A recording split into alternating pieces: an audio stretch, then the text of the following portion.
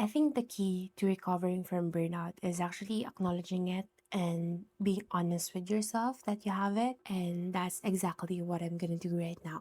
I think I've had this creative burnout for like years now. Creating videos was actually my creative avenue. That's how I express myself. I loved editing, but along the way, I think it's very evident in my videos that I kind of lost the passion for it. I was just putting up videos, but it just didn't feel the same anymore. Creating videos felt like pressure. It didn't feel like joy. I think on top of that, I was just busy surviving life to the point that I didn't really had time to acknowledge it. I didn't have the courage to acknowledge it and recover from it because I was so busy with my responsibilities. And even now, I think I still feel embarrassed, kind of, to call myself a creative or like call this a creative burnout because the term creative felt like it was merely for the aesthetic arts like painting, drawings, illustrating, all that. So when I say that creating videos is my creative avenue, I don't know. I feel embarrassed about that. But I also know that arts can also be performing arts. It can be editing videos, photos, even just capturing your moments cinematically. I think that can be considered as art. And being creative doesn't stop with painting and drawing. For me, I started creating videos when it was pandemic and it was just fun, honestly. I just loved watching vlogs. So I thought, why don't I make my own vlog? Why don't I document my own life?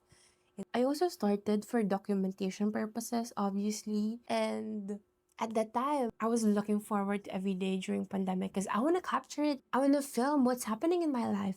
I want to look back and see what my life has been. I've actually been doing this in my journal where I look back at my past journal entries and I feel a sense of gratefulness to my past self because I don't know how to describe it, but I've read it somewhere that when you journal and you look back at it, you kind of have that feeling that you know the person who wrote that journal. You know your past self, but that past self doesn't know you yet. So I don't know. Is it nostalgia? I don't know how to describe that feeling, but it's just that feeling, and it is very heartwarming to feel, to be able to look back and see what dumb things I did, what made me happy, in the past few months. So going back at the time when I was still enjoying creating videos, it just made me happy that I could create something out of nothing. If you're also feeling burnout like me, I hope you find the time to actually recover from it. I know it's not easy. Like I said, I've been dealing with this for like years. And in this video, I'm actually gonna try to find ways to recover from it. But let's see. Because I don't really think there's one way to recover from a burnout. I think it depends from person to person. So I'm not here to tell you what to do or anything. I think I'm just showing how I deal with it.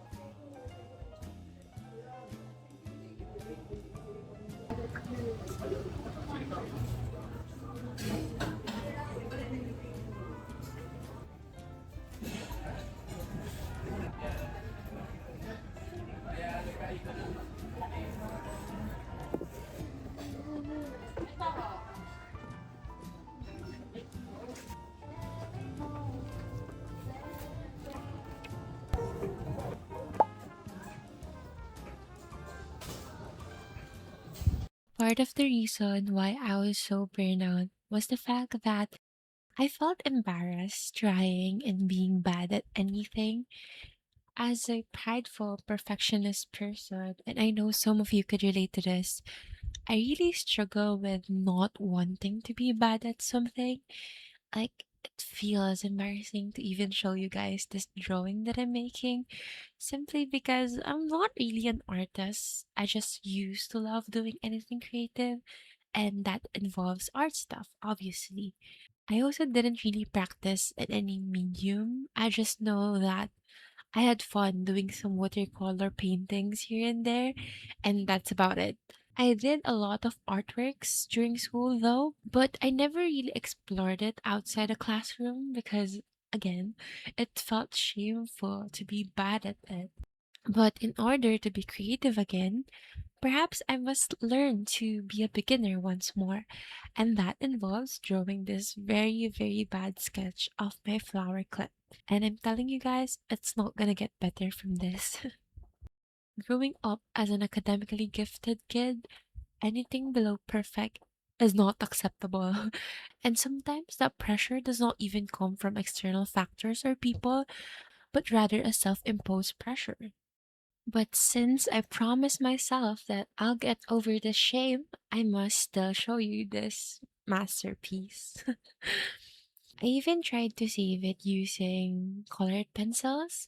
And to be honest, the sketches look decent. Not good, but also not super terrible, I guess, for someone picking up drawing again. Well, that's just my standard. I don't know if like Picasso would like this sketch, but I think it looks cute. It has a wobby sobby feel to it. I've been watching the Apothecary Diaries. It's so good. It's so good.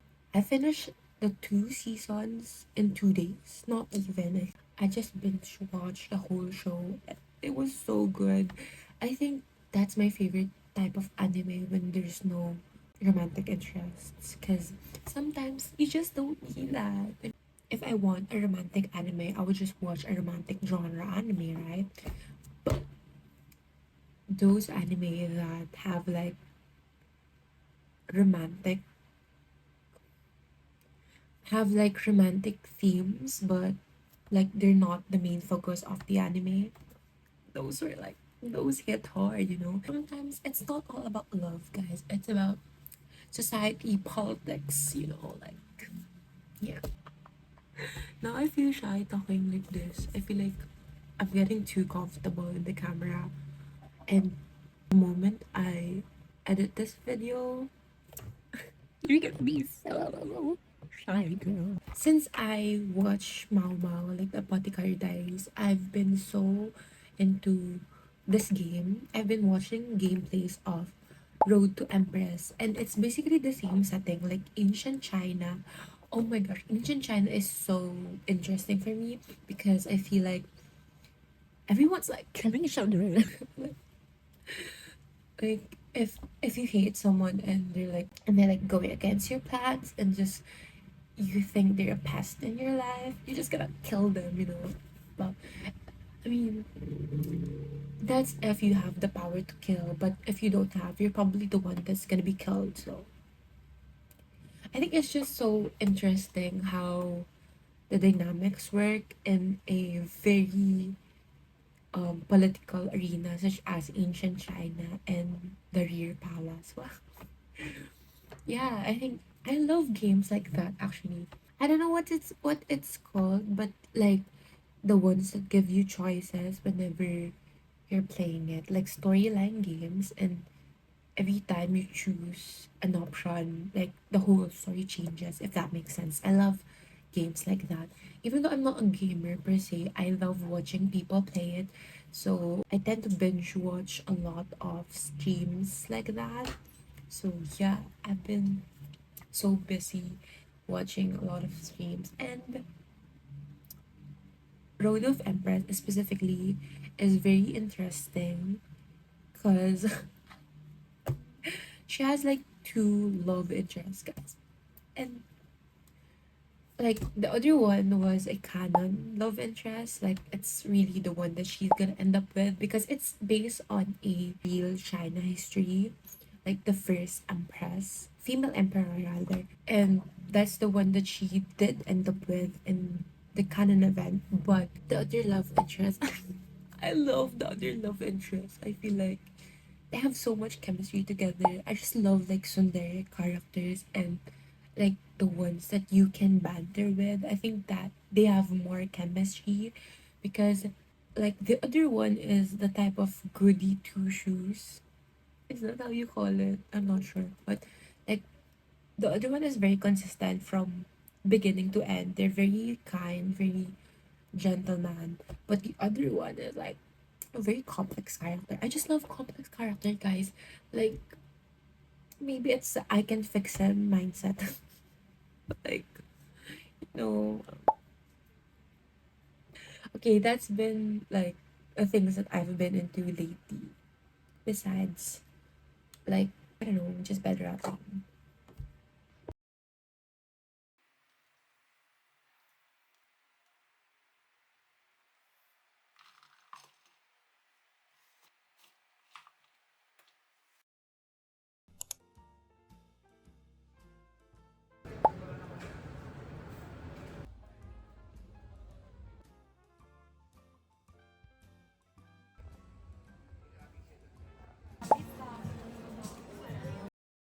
I think one thing that I've been practicing is actually avoiding consuming media that would make me feel bad about myself. Because sometimes, for example, you would see artists or creators that are doing better than you objectively. And it's not to say that it's their fault that they're so good at their job, they're so good at drawing, they're so good at making videos and all that. It's not their fault. It's more so sometimes I would compare myself to them and think like, oh, I should have done this, I could have done more, or I should have been like her, or do this and that. And that really isn't gonna help you or me recover from burnout. It's just gonna make me feel pressured. So yeah, I tend to avoid watching content that is gonna make me feel bad about myself. Again, this is not to say that it's their fault or whatever. It's more about me, my insecurities, and how I feel about myself. So I kind of just try to avoid that and just focus on watching content that isn't in my niche, if that makes sense. When you're watching like someone in your niche, it's very easy to compare yourself to them, and I tend to avoid that nowadays. It's not a good feeling, and especially if you know that this person also worked hard behind the scenes, and they're not just, they're not just lucky, or they're very good at their job because they do it a lot and they practice it a lot. It takes a lot of time for them to do so. I think this goes also with social media, and just how everything that we see on social media, we can kind of forget that social media is just a compilation of the highlights of someone's life. Like they're not always happy, because like who would post themselves being sad, right? It's very easy for us to compare our very bad days to their very good ones. And yeah, I think that's just a bad habit for our own mental health. So I tend to avoid that. Bro, the manhwa that I was reading is getting to the climax, I think. It's so good. Like, I read this like a few years ago, but I stopped at the season 2. But now I'm rereading it and actually reading the third season after like 2 years. And it's so good. It's honestly so good, bro.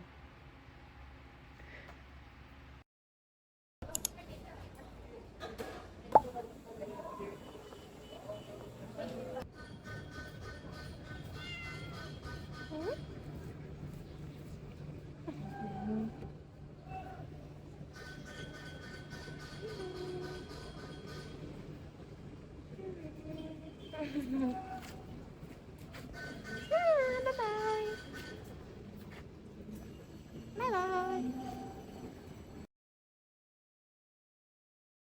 I didn't really like the outro that I filmed for this video, so I guess you're just gonna watch me journal while I yap about the outro. But yeah, the reason why it took so long to edit and finish this video, apart from the fact that I've been so busy, is that I haven't really fully recovered from my burnout. And I would be lying to you guys if I say that I am. And I don't want that.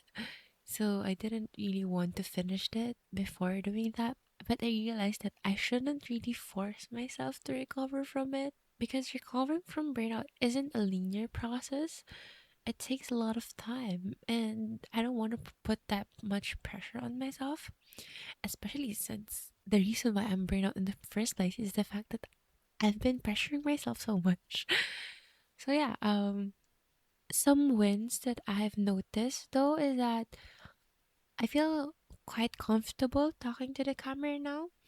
I feel better talking to the camera. I could kind of yap a bit in front of the camera, which I couldn't do like years ago. So I think that's a big win. If this video feels a bit different, probably because I've been trying to lessen my editing style. Lessen. Not really. I've been trying to lessen all the things that I put in my editing because it really takes a lot of time. And even this kind of simple vlog, it took me a lot of time to finish this. I want to make the process a bit easier on myself so I could continue doing it. But yeah, I've seen some comments that some of you guys have been watching me since the pandemic or have watched my videos during the pandemic and have come across my videos now. And it makes me feel so happy to see you guys. And honestly, if you've been like a constant commenter, please know that I do remember you, yes. To that one person, there's still like, I think I have like one particular person that I really knew their name. And yeah, I just feel so happy to see that people still appreciate what I do, despite all the self doubt that I've been feeling. So yeah, if you've watched this until then, thank you so much for watching.